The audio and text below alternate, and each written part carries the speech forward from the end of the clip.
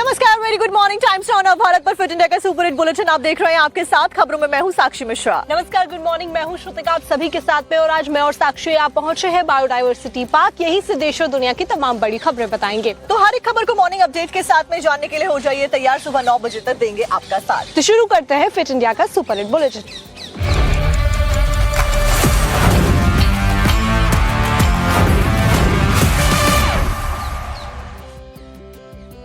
बड़ी खबर आपको बताते हैं, मध्य प्रदेश के जबलपुर से आ रही है, जहां पर क्रूज हादसे में अब तक 5 लोगों की मौत हो गई है। बीते 10 दिन से 10 घंटे से लगातार बताया जा रहा है कि रेस्क्यू ऑपरेशन जारी है। ऐसे में कई सारे लोग अभी भी गायब हैं, जिनको ढूंढने के लिए 10 घंटे से ज्यादा के समय से रेस्क्यू ऑपरेशन चलाया जा रहा है। तो आपको बता दें कि 10 लोगों को ढूंढने के लिए रेस्क्यू ऑपरेशन जारी है। पूरी रात बरगी डैम में रेस्क्यू ऑपरेशन चलाया गया है। अब तक 22 लोगों को बचाया जा चुका है। गुरुवार की शाम को तेज आंधी तूफान के बीच में डैम में ये क्रूज डूब गया था और उसी के बाद से जो अभियान है वो जारी है। देखिए, आर्मी ने बरगी डैम में मोर्चे को संभाल लिया है। हालांकि मौसम खराब होने की वजह से रेस्क्यू अभियान में दिक्कतें आई हैं। साथ ही साथ अभी 10 लोग हैं जो कि लापता हैं और उनके लिए अभी रेस्क्यू ऑपरेशन जारी है। एक रिपोर्ट आपको दिखाते हैं। बरगी डैम में जो हादसा हुआ उसके बाद रेस्क्यू ऑपरेशन चल रहा है। रेस्क्यू ऑपरेशन की तस्वीरें हम आपको लाइव दिखा रहे हैं। मेरे पीछे तस्वीरें आप देख रहे हैं रेस्क्यू ऑपरेशन की। इस क्रूज के बारे में जानकारी दे दूं, ये क्रूज 2006 से यहाँ पर एमपीटी के द्वारा संचालित किया जा रहा था। इस क्रूज में लगभग 30 से 40 लोगों की कैपेसिटी थी, जो यहाँ पर अक्सर पर्यटन के लिए आते थे। हादसे के दौरान लगभग 31 पर्यटकों की जानकारी आ रही है जो इस क्रूज पर सवार थे। हालांकि संख्या और ज्यादा होने का अनुमान है और तस्वीरें आपको रेस्क्यू ऑपरेशन की हम दिखा रहे हैं। ये क्रूज जो है ये 2006 से, जैसा मैंने बताया, संचालित हो रहा था और यहाँ पर एक आकर्षण का केंद्र था बरगी डैम के पास। ये हादसा लगभग 6 से 6:30 के बीच हुआ, जब यहाँ पर अचानक से आंधी आई, पानी में लहरें उठने लगी और इस दौरान क्रूज डूब गया, पलट गया और उस दौरान तमाम जो पर्यटक उसमें मौजूद थे वो सभी पानी में गिर गए। 22 लोगों को सुरक्षित निकाला गया।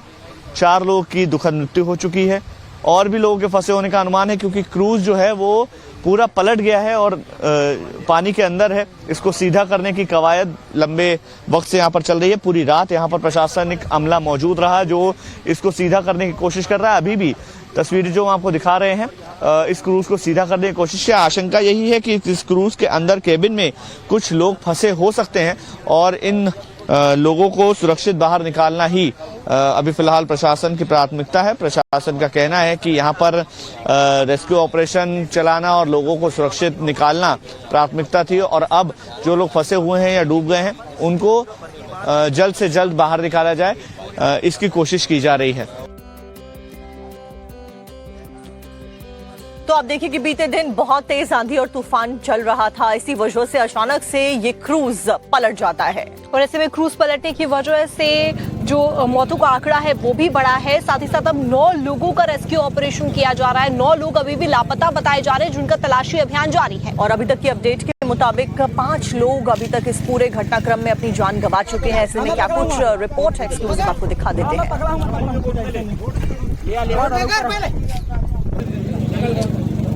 सबसे पहले हम लोग इधर खड़ा था, जो हवा चल रहा था, फिर नाव इधर था। फिर नाव वाला को बोला कि इधर के खड़ा हो जाओ, वो लोग नहीं सुना। फिर वो फिर वापस जा रहा था, फिर नाव बीच में जाके पलटी हो गया। फिर उधर सब लाइफ जैकेट में कोई कूद गया था बोट से, कोई बोट के ऊपर पलटी होने के बाद बोट के ऊपर चढ़ा था। फिर इतना हवा आ रहा कि ढेव में उसको उठा के लेके इधर आ गया। ठीक है, फिर कोई जिंदा है, कोई मर गया। हम लोग लगभग 15 या 16 आदमी को निकाला, बचाया जिंदा, और 5-6 आदमी को मर गया, वो भी निकाला। काउंटिंग से ठीक पहले कोलकाता में कई जगहों पर भारी बवाल देखने को मिला। यही कारण रहा कि ममता बनर्जी भी काउंटिंग रूम में जाती हुई देखी गई हैं। तो आपको बता दें कि 4 घंटे तक ममता बनर्जी काउंटिंग रूम में रही हैं। आपको बता दें भवानीपुर में ये पहुंची थी और उसके बाद में वो वहां से चली गई। ऐसे में जानकारी ये मिल रही है कि ममता ने स्ट्रांग रूम में आने के बाद में बीजेपी नेताओं की नारेबाजी भी बाहर देखी गई, क्योंकि भवानीपुर में स्ट्रांग रूम में ममता बनर्जी 4 घंटे तक मौजूद रही। तो आपको बता दें रात 12 बजे के बाद में स्ट्रांग रूम में गई थी ममता बनर्जी। स्ट्रांग रूम में हेरा फेरी की जांच के लिए गई थी, ये बात उनकी तरफ से कही गई। क्या कुछ डिटेल्स आपको एक रिपोर्ट में दिखाते हैं।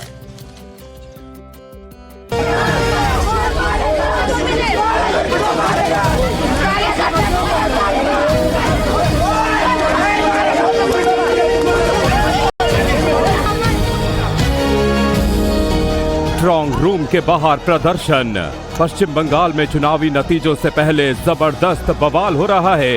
एग्जिट पोल के आंकड़े देखकर टीएमसी और ममता बनर्जी बेचैन हैं।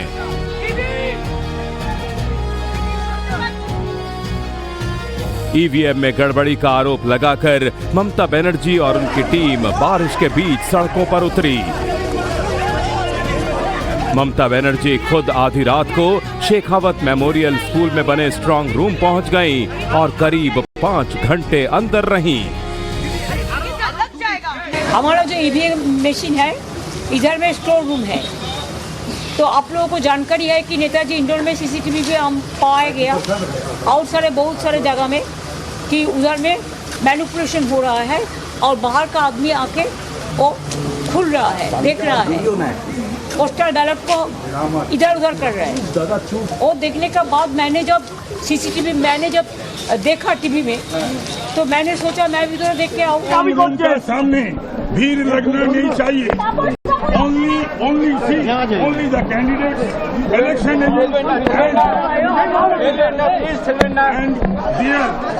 आप तो कम से कम अभी भी आप करवाइए ना।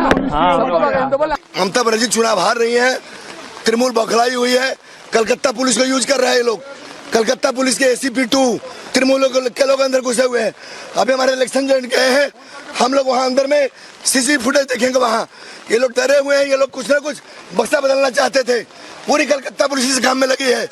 अविलंब CP के ऊपर कार्रवाई हो। बंगाल में ईवीएम पर बवाल। बीजेपी ईवीएम बदलवा देगी। बीजेपी काउंटिंग में गड़बड़ी करवा देगी। बीजेपी आखिरी वक्त में कंप्यूटर में डेटा चेंज करवा देगी। ममता बनर्जी अपने नेता और कार्यकर्ताओं को स्ट्रांग रूम के बाहर पहरेदारी करने को कह रही हैं। कोई असुविधा नहीं है, उनका मन में था, वो देख लिया। हम लोग को बोला 6 घंटा मैंने कंटिन्यू ड्यूटी चेंज करके ड्यूटी ड्यूटी सबको करने के लिए। उधर चुनाव आयोग की ओर से स्ट्रांग रूम के बाहर सुरक्षा के पुख्ता इंतजाम किए गए हैं। बावजूद इसके ममता बनर्जी के स्ट्रांग रूम में जाने के बाद टीएमसी और बीजेपी के कार्यकर्ताओं ने जबरदस्त नारेबाजी की। कांग्रेस सुप्रीमो ममता बनर्जी भवानीपुर के DCRC सेंटर जहां पर ईवीएम के स्ट्रांग रूम में वहां से निकलने के बाद जो है पार्टी के समर्थक जो है आमने सामने है। एक तरफ जो है जय बांग्ला का नारा लगाते हुए तृणमूल कांग्रेस के जो है कार्यकर्ता इकट्ठा हुए हैं, वहीं दूसरी ओर जो है वहां पर बीजेपी के कार्यकर्ता जो है नारेबाजी कर रहे थे। लेकिन ममता बनर्जी के यहाँ पर जाने के बाद बिल्कुल 100 मीटर के भीतर ही जो है यहाँ पर ये माहौल बना जहाँ पर ईवीएम को जो है स्टोर किया गया है स्ट्रांग रूम में, और यहीं पर जो है काउंटिंग होनी है 4 मई को। तो एकदम जो सेंटर है उससे 100 मीटर के भीतर में जो है यहाँ पर नारेबाजी हो रही है। एक तरफ तृणमूल कांग्रेस के कार्यकर्ता है, दूसरी ओर जो है बीजेपी कार्यकर्ता है। स्ट्रांग रूम में हेराफेरी के आरोपों पर इलेक्शन कमीशन की तरफ से जवाब दिया गया है। उनकी तरफ से कहा गया कि नियमों के आधार पर ही जो पोस्टल बैलेट है उनको छांटा जा रहा था। दरअसल जानकारी के मुताबिक पश्चिम बंगाल की मुख्यमंत्री ममता बनर्जी ने स्ट्रांग रूम को लेकर एक CCTV वीडियो जारी किया था और CCTV वीडियो जारी करने के साथ में उन्होंने हेराफेरी के आरोप लगा दिए थे और ऐसे में उस स्ट्रांग रूम पहुंच भी गई थी और उसी के बाद में अब इलेक्शन कमीशन की तरफ से जवाब भी दिया गया है, जिसमें बात कही गई है कि नियमों के आधार पर ही सब कुछ किया जा रहा है। आपको सुनवाते हैं कि क्या कुछ कहा गया है।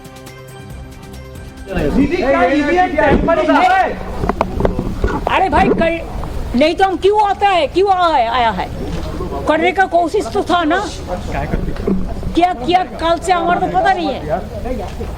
सील क्या है, वो तो बैंडेज लगा के रख दिया। बैंडेज तो कभी भी खुल सकता है, वो क्या थोड़ा ही सील है। पोस्टल बैलेट के पेपर भी बाहर दिख रहे थे, वो फुटेज। अरे भाई वही तो मैंने पूछा। पहले ये लोगों ने बोला हमारा पोस्टल बैलेट चल जाएगा 12 में, लेकिन लास्ट में आरओ ने मेरे को एश्योर किया कि भवानीपुर पोस्टल बैलेट इधर में ही है। लेकिन पहले मेरे को जो जानकारी था कि वो 12 में जाएंगे। क्यों जाएंगे?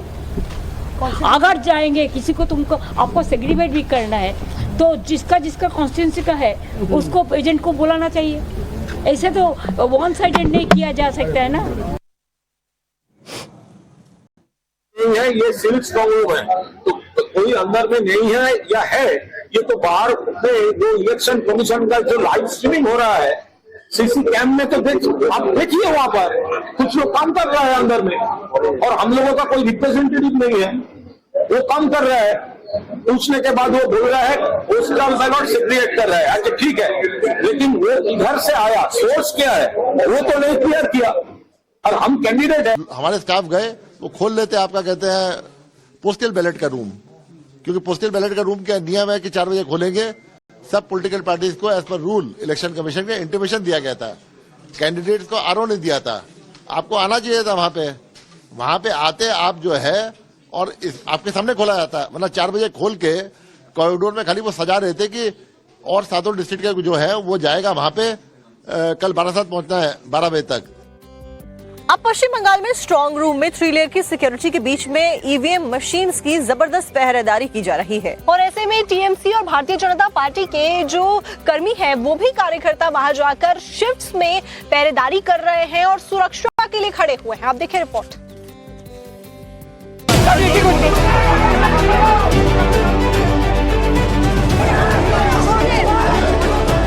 पश्चिम बंगाल में टीएमसी और चुनाव आयोग की जंग थमने के बजाय बढ़ती ही जा रही है। पहले चुनाव में पक्षपात कराने का आरोप, और अब मतगणना के दिन केंद्रीय और पीएसयू कर्मचारियों को पर्यवेक्षक नियुक्ति पर सवाल। इसको लेकर टीएमसी ने कलकत्ता हाई कोर्ट में याचिका दाखिल की थी, लेकिन अदालत ने उसे खारिज कर दिया। चुनाव आयोग ने अपनी दलील में कहा है कि कोई राजनीतिक दल ये तय नहीं कर सकता कि पर्यवेक्षक कौन होगा, ये ईसी के विवेक पर तय होता है। कोई पॉलिटिकल पार्टी डिसाइड नहीं कर सकती किसको लेना है नहीं लेना है, ये आरओ का डिस्कशन है as per section 159 of the RP act 1951। ECI के भी सर्कुलर है बहुत सारे, एंड आरपी एक्ट में एकदम 5-6 कैटेगरी ऑफ लोग दिए हुए हैं, जिसको आरओ जिसको मन चाहे ले सकता है काउंटिंग में, पूरे इलेक्शन प्रोसेस में।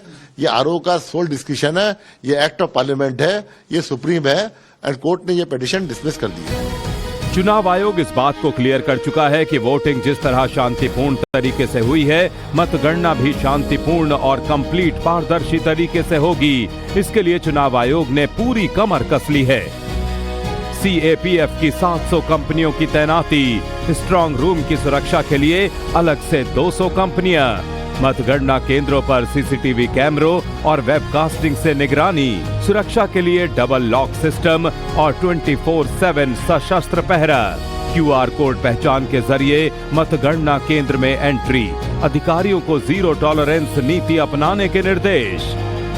इन सब के बीच सभी स्ट्रांग रूम के बाहर पॉलिटिकल पार्टी के नेता और कार्यकर्ता भी पहरा दे रहे हैं। हमारे संवाददाता अभिषेक राज भी नेताजी इंडोर स्टेडियम में पहुंचे, जहां स्ट्रांग रूम है। देखिए वहां पर किस तरह पहरेदारी हो रही है। आप देख रहे हैं नेताजी जो इंडोर स्टेडियम है, इसके अंदर जो स्ट्रांग रूम बनाया है, इसके बाहर की ये तस्वीर है, और यहाँ पर सुरक्षा का कड़ा पहरा भी आपको नजर आएगा। दूसरी तरफ अगर आप देखेंगे तो यहाँ पर भी जो पूरा रास्ता है ये पूरा आपको खाली नजर आएगा, क्योंकि लगभग 12:35 का वक्त हो रहा है इस वक्त, और ये पूरा रास्ता आपको आधी रात का खाली नजर आएगा। लेकिन यहाँ पर जो टीएमसी के कार्यकर्ता हैं वो यहाँ पर मौजूद हैं और बता रहे हैं कि यहाँ पर अगर कोई थकेगा तो दूसरा आएगा, लेकिन पूरी रात 4 मई तक जो इसकी मॉनिटरिंग है वो की जाएगी, और किसी भी तरीके से कोई भी बारीकी जो है इसमें नहीं बरती जाएगी। 4 मई को नतीजे आएंगे, लेकिन उसके पहले लगातार जो तमाम स्ट्रांग रूम बनाए गए हैं उसके बाहर यही तस्वीर देखने को मिल रही है, चाहे रात के 12 बजे हो, 12:30 बजे हो, 1 बजे हो, लेकिन तस्वीर बिल्कुल यही है। इस वक्त अगर मैं आपको बताऊं तो इस वक्त रात के 12:37 का जो वक्त है 1 तारीख का, वो हो रहा है। आधी रात से वक्त में आप समझिए कि जो लोग हैं वो यहाँ पर स्ट्रांग रूम की जो हिफाजत है वो करते हुए नजर आ रहे हैं। कुल मिलाकर बंगाल में 4 मई के नतीजों से पहले स्ट्रांग रूम की सुरक्षा पर संग्राम छिड़ा है। आरोप प्रत्यारोप और वार पलटवार का दौर जारी है। वोटिंग खत्म होने के बाद अब असली जंग ईवीएम की सुरक्षा को लेकर है, जिसको लेकर चाहे बीजेपी हो या फिर टीएमसी, सब मैदान में है। उधर चुनाव आयोग की अपनी अलग मोर्चाबंदी है।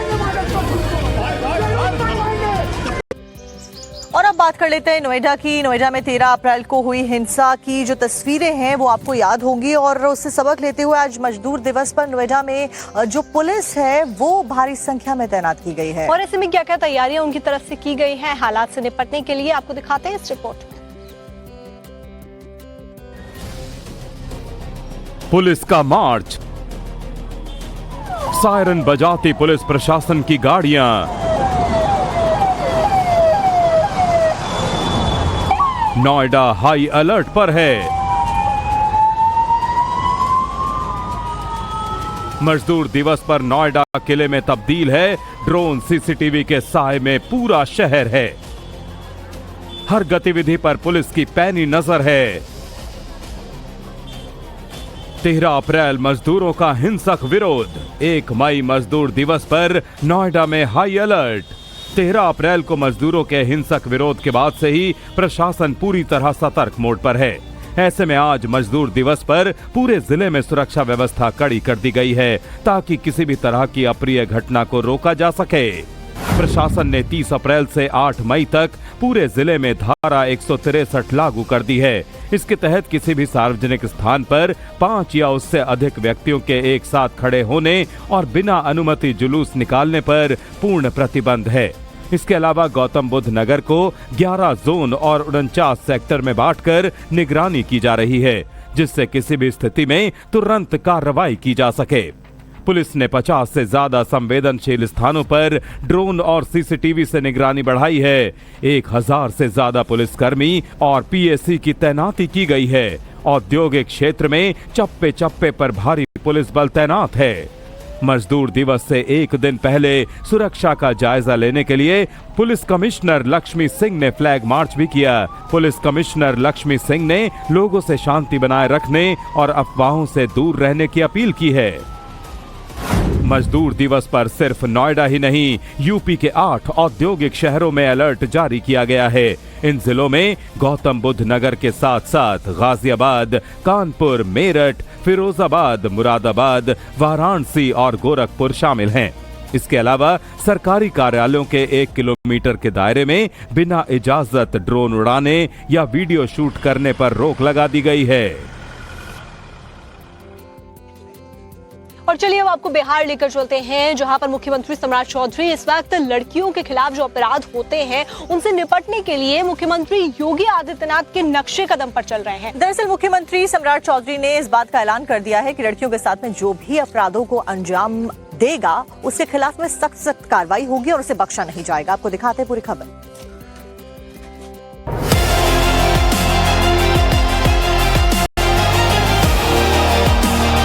सम्राट चौधरी को बिहार के मुख्यमंत्री बने 15 दिनों से अधिक हो गए हैं। इस दौरान सीएम सम्राट चौधरी ने शासन और प्रशासन चलाने का तरीका भी क्लियर कर दिया है और अब मुख्यमंत्री सम्राट ने बेटियों के खिलाफ अपराध पर 0 टॉलरेंस की पॉलिसी अपनाई है, या यूं कहें कि वो अपने पड़ोसी राज्य के सीएम मुख्यमंत्री आदित्यनाथ के नक्शे कदम पर हैं।